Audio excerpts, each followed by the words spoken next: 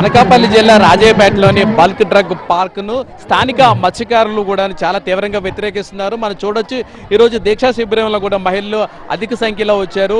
Bulk drug park వద్దంటూ ప్లాకార్డులు కూడా ప్రదర్శిస్తున్నారు. మనం చూడొచ్చు అసలు ఎందుకు వారు పార్కును వద్దంటున్నారో మనం అడిగి తెలుసుకుందాం.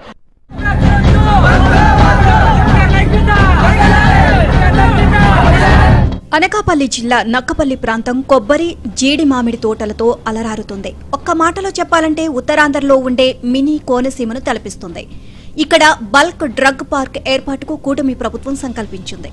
ఇప్పుడిదే అధికార విపక్షాల మధ్య అగ్గిరాజేస్తోంది.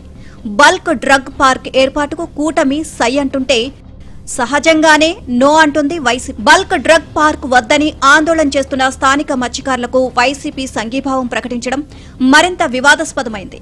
మత్స్యకారులు చేస్తున్న నిరసన దీక్షలతో నక్కపల్లి ప్రాంతం రోజు ఉద్రిక్త వాతావరణాన్ని తలపిస్తోంది. ఏకంగా నక్కపల్లి వద్ద జాతీయ రహదారిని దిగ్బంధించి మరీ పోరాటాన్ని ఉధృతం చేశారు. అసలు బల్క్ డ్రగ్ పార్కును స్థానికులు వ్యతిరేకతకు కారణమేంటి? 2024 ఎన్నికల్లో బంపర్ విక్టరీ కొట్టిన కూటమి ప్రభుత్వం ఉమ్మడి విశాఖలో పరిశ్రమల ఏర్పాటుకు వడివడిగా అడుగులు వేసింది. ఇటు విశాఖ అటు అనకాపల్లి జిల్లాలో పరిశ్రమల స్థాపనకు వచ్చిన పారిశ్రామికవేత్తలను ప్రోత్సహిస్తోంది చంద్రబాబు సర్కార్. గత జగన్ రెడ్డి ప్రభుత్వంలో ఆగిపోయిన పలు ప్రాజెక్టులను పట్టాలు ఎక్కించి యువతకు ఉపాధి కల్పించాలి అన్న సదాశయంతో ముందుకు వెళ్తోంది. ఇందులో భాగంగానే అనకాపల్లి జిల్లాలో మరో భారీ పరిశ్రమ ఏర్పాటుకు శ్రీకారం చుట్టింది. నక్కపల్లి కేంద్రంగా బల్క్ డ్రగ్ పార్క్ ఏర్పాటుకు శరవేగంగా ప్రయత్నాలు జరుగుతున్నాయి. విశాఖ చెన్నై ఇండస్ట్రియల్ కారిడార్ వీసీఐసీ కోసం సుమారు 2000 ఎకరాల్లో కేంద్ర రాష్ట్ర ప్రభుత్వాల ఉమ్మడి ఆధ్వర్యంలో బల్క్ డ్రగ్ పార్క్ ఏర్పాటు కోసం భూసేకరణ చేసింది ఏపీఐఐసీ. నక్కపల్లి పరిసర ప్రాంతాలను ఫార్మా హబ్ గా మార్చాలని కూటమి ప్రభుత్వం ఆలోచన. ఏపీలోనూ కేంద్రంలోనూ ఎన్డీఏ ప్రభుత్వాలే ఉన్నాయి. ఉమ్మడి విశాఖ జిల్లాలో పరిశ్రమల ఏర్పాటుకు ముఖ్యమంత్రి చంద్రబాబు చేస్తున్న కృషి ఫలిస్తోంది. పాలనలో అనుభవం ఉన్న చంద్రబాబు దక్షతను చూసి పెట్టుబడులు పెట్టేందుకు పలు ప్రముఖ సంస్థలు కంపెనీలు క్యూ కడుతున్నాయి. ఇప్పటికే నక్కపల్లి సెజ్ లో 62,000 కోట్లతో 17.8 మిలియన్ టన్నుల ఉత్పత్తి సామర్థ్యం ఉన్న ఇంటిగ్రేటెడ్ స్టీల్ ప్లాంట్ ఏర్పాటుకు ఆర్ఎస్ఎల్ఆర్ మిట్టల్ నిపాన్ స్టీల్స్ ఇండియా ముందుకు వచ్చింది. 5 ఏళ్లు పాలించిన వైసీపీ ప్రభుత్వం ఇదే నక్కపల్లి మండలంలో ఎన్నో ప్రాజెక్టులను ప్రతిపాదనలకే పరిమితం చేసింది. చాలా వాటిని అటకెక్కించింది. కూటమి ప్రభుత్వం పవర్లోకి వచ్చాక ఆగిపోయిన ప్రాజెక్టులను తిరిగి పట్టాలెక్కించేందుకు కృషి చేస్తోంది. విశాఖ చెన్నై ఇండస్ట్రియల్ కారిడార్ లో భాగంగా నక్కపల్లి మండలం బుచ్చిరాజుపేట, Chandanada, DL Puram, Rajayyapeta, వేంపాడులో bulk drug park ఏర్పాటు ప్రతిపాదనకు కదలిక వచ్చింది.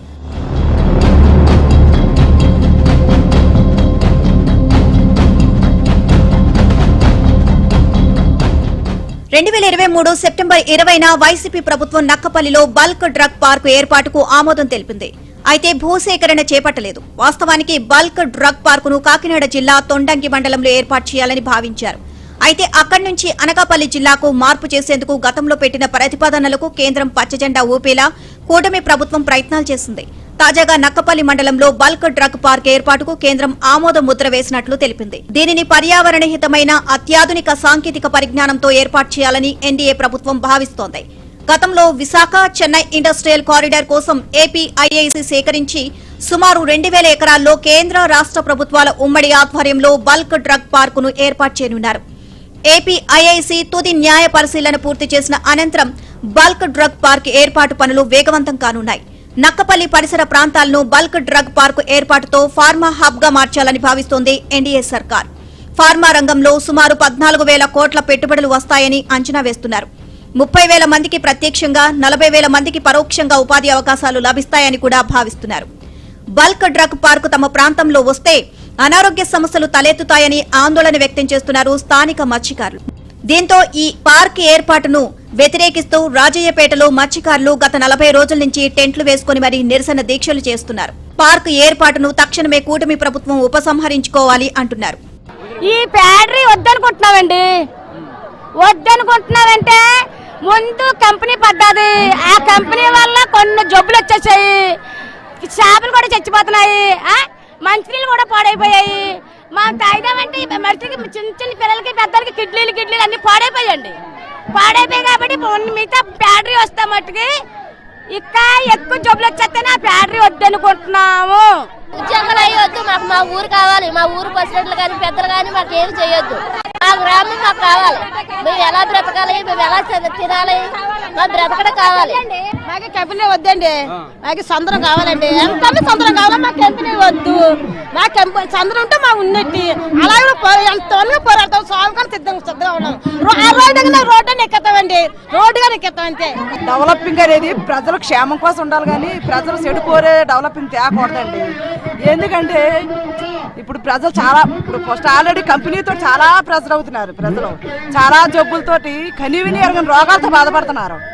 ఇప్పుడు ఈ కంపెనీ కూడా వస్తే మేము బ్రతుకుంటూ బొలిసాకన్నా ఏరుకో బ్రతుకుతాం తప్ప ఇలాంటి కంపెనీలు మాత్రం మాకు వద్దండి. ప్రజల క్షేమాన్ని చూడాలి తప్ప ఇలాంటి రోగాలతో బాధపడే కంపెనీలు మాకు వద్దండి. అసలు మా కంపెనీల వల్ల ఎవరో బాగుపడే స్థితి లేదు. కంపెనీలు మాకు అవసరం లేదు.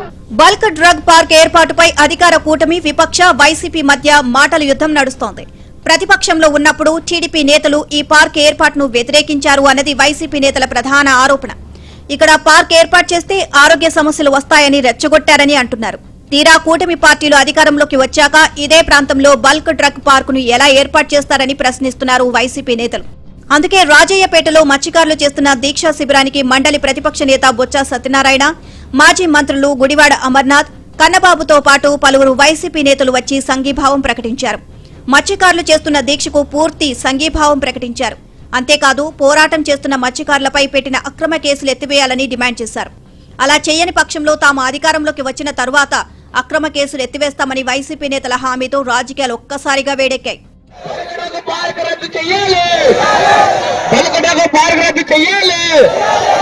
సెప్టెంబర్ 29న రాజయ్యపేట గ్రామంలో హోంమంత్రి అనిత వచ్చారు.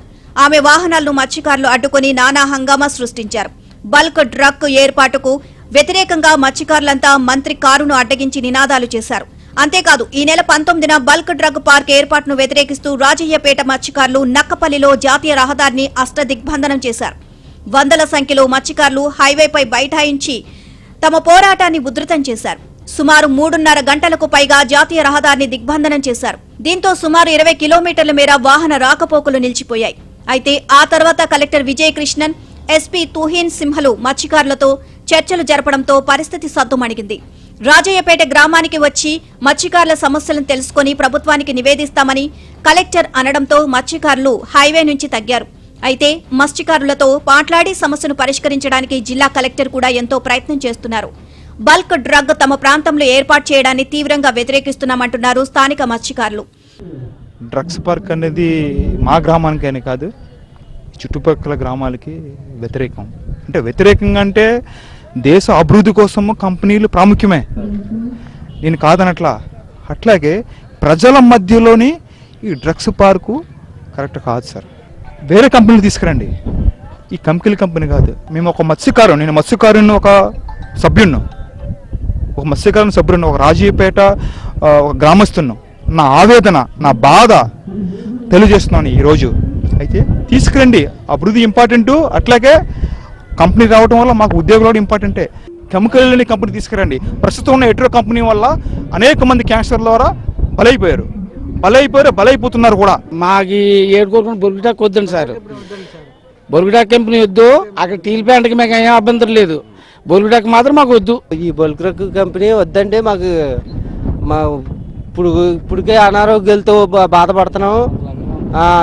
ఇంత మించి మేము కట్టేకుంటామంటే మమ్మల్ని చంపేసి కట్టేసుకోమనండి, మమ్మల్ని అన్ని సమాధి చేసేసి కట్టేసుకోమనండి. దేశ అభివృద్ధి కోసం పరిశ్రమలను తాము స్వాగతిస్తున్నామని, అయితే పరిశ్రమల కారణంగా తమ ప్రాణాలు హరించే కంపెనీలకు తీవ్రంగా వ్యతిరేకమంటున్నారు. గ్రామాల్లోనూ జనావాసాల మధ్య ఇలాంటి కంపెనీలు పెట్టకూడదు అంటున్నారు. తమ ఆవేదనను ప్రభుత్వమే అర్థం చేసుకోవాలని కోరుతున్నారు. తమ ప్రాంతంలో పరిశ్రమల ఏర్పాటును వ్యతిరేకించడం లేదని, కేవలం బల్క్ డ్రగ్ పార్కును మాత్రమే వ్యతిరేకిస్తున్నామని అంటున్నారు. ఒక ప్రాంతం అభివృద్ధి చెందాలంటే పరిశ్రమలు రావాలి, యువతకు ఉపాధి అవకాశాలు రావాలంటే ఇది అనివార్యం. ఇది కాదనలేని వాస్తవం. అయితే ప్రభుత్వాలు, ప్రజలు సమన్వయంతో సమస్య పరిష్కరించుకుంటే ఇరువురికి మేలు జరుగుతుంది. ఎవరో తమ స్వార్థం కోసం పరిశ్రమలను అడ్డుకునే ఉద్యమాలను ఎగదోసే నాయకుల పట్ల, కుల సంఘాల పట్ల ప్రజలు అప్రమత్తంగా ఉండాలి. తమ ప్రాంత అభివృద్ధి ఫలాలకు అడ్డుపడే అరాచక శక్తులను తరిమి కొట్టాలి. అప్పుడే ప్రభుత్వ కల సాకారమవుతుంది, ప్రజల ఆకాంక్షలు నెరవేరుతాయి.